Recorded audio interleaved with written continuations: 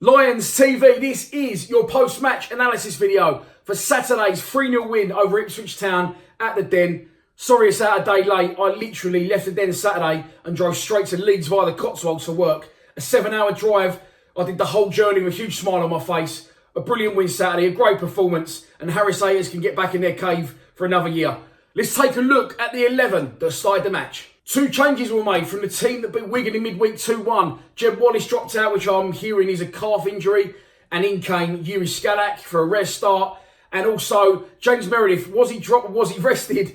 I'm not sure, but Murray Wallace came in. The team was Ben Amos in goal, Marlon Romeo right back, Murray Wallace left back, Jake Cooper and a return to the starting lineup for Sean Hutchinson alongside him, Yuri Skalak on the right, Shane Ferguson on the left, Sean the One Williams with the Len Dog alongside him in central midfield, and up front it was Big T, Tom Elliott, with Lee Gregory alongside him.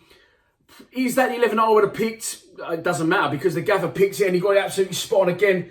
The Meredith thing, I don't think Meredith was dropped. I think Meredith has literally played every single game and kicked every single ball since he signed from Bradford and never really had much backup, obviously, in that position. We got Toffolo in at some point last year and he didn't really make the cut. So I think more than anything, I think it's a rest for Mez. Give him a chance to rest his legs. 31 years old and a lot of games, obviously the game midweek. But listen, it was good to see. I was impressed with Murray Wallace. I thought it was a good opportunity to look at Murray Wallace in not just a centre defence role, but in left back position. And also Yuri Skalak, a rare start for him.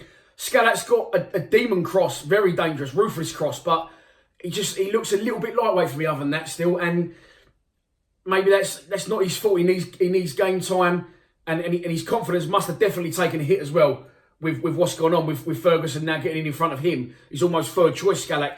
I didn't feel the gaffer needed to bring Aidan O'Brien on though, I've got to be honest. I would have left Skalak on, or maybe took Fergie off and put Aidan O'Brien on the left. And Skalak, for me, there was no need to take him off. The game was won, and I think you should have left him out there for the full 90, give him a little bit more time to bed in with the rest of the team, and a little bit more match fitness. But listen, a great result, as we said. Ipswich, yes, they was poor. Yes, they didn't register a shot on target in the whole game. But you can only beat what's put in front of you. You know, bearing in mind we lost 3-1 away at Reading, who were actually below us at the time. It's a good win. And what I've noticed about our team is we've really switched up our play. Lee Gregory's starting to score goals now since Morrison's gone out the side. So Morrison's going out the side is not only better for our forward line, it's better for our whole pattern of play, unfortunately. Yeah, it's a shame to say that, but it's true. And I think Morrow would know that. We've been so heavily reliant on that long diag to him that if he doesn't win it, the amount of pressure that Morrow's had on him. And listen, what a lovely, lovely thing it was to be able to bring Morrison on to a hero's reception with 20 minutes to go. That's how we want Morrison to be remembered at the club. That's how we want to see him. We don't want him to be out there a target for the Boo Boys, people moaning because he ain't got 90 minutes in him. Because, as I said, it's his job to play football, and if he gets picked, he'll play. But I enjoyed that. We was coasting Saturday, bring Morrison on, and he is effective still. You know, maybe not in 90 minutes, but in 20 minutes, 25 minutes, he's still got them leadership skills. And it was good to see. He got a great reception when he came on. But yeah, as I said, we're switching our play up in a big way now. Ferguson's given us his other dimension. Skalak was whipping a few nice crosses in. You got Marlon on the overlaps.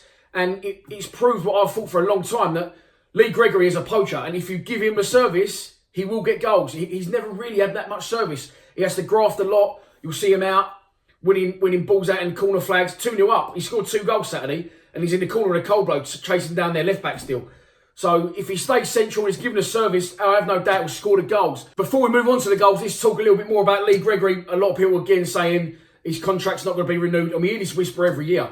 I think Gregory's completely dedicated to the club. He is from Sheffield. He has now got a family, and apparently he's bought a house in Sheffield. He's going to move to Sheffield one day, trust me. As beautiful as South Burns is, he's not going to want to stay there forever, or probably Chislehurst, Bromley area.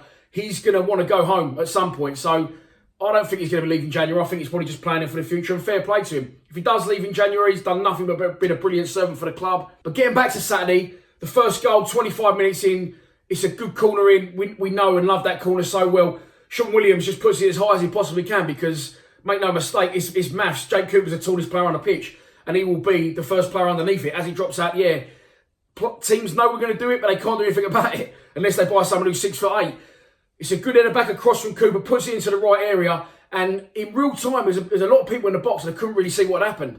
I see Gregory had finished it, but see on the slow-mo that the club have put out today, He brings it down on his chest and turns left foot, side foot into the corner. A brilliant first goal. The second goal is pretty much a carbon copy of the first, except it's come from a long throw from Ryan Leonard. Another little tool in our armour we've got there now with his long throws.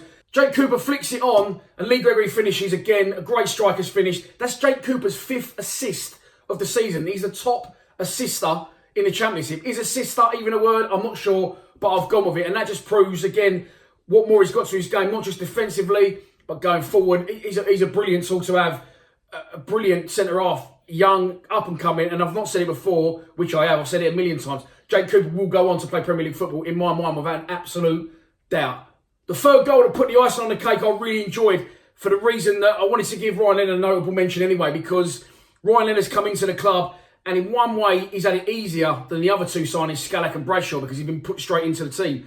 But in another way, that's been tough for him because he's not been bedded in. He's not come on a sub. He's not had a lot of training before he got to start a match. He got thrown straight into the deep end with a team he'd never played with, players he'd never played with, a manager he'd never played for, and can usually take a lot of time for a player to bed in. I felt he slips into the role straight away very well. And what we've seen in the last couple of games now, we've seen him get forward a bit more. He had a good volley in the first half that went just wide. So yeah, fair play to Leonard. He's been playing well. I say he's got that long throw as well, which is a good thing to have for us going forward.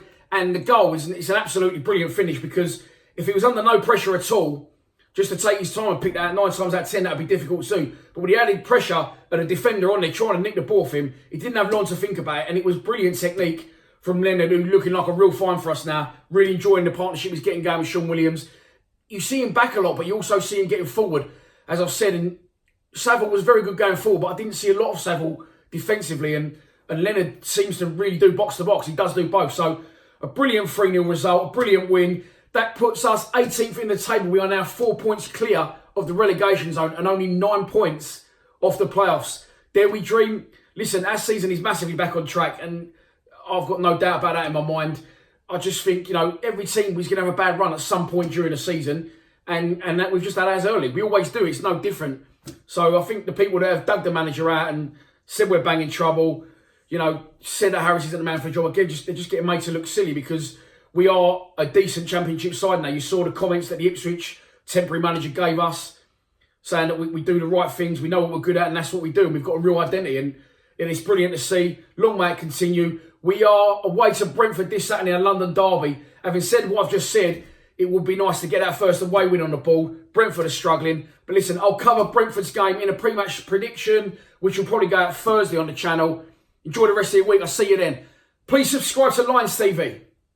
Come on, you Lions.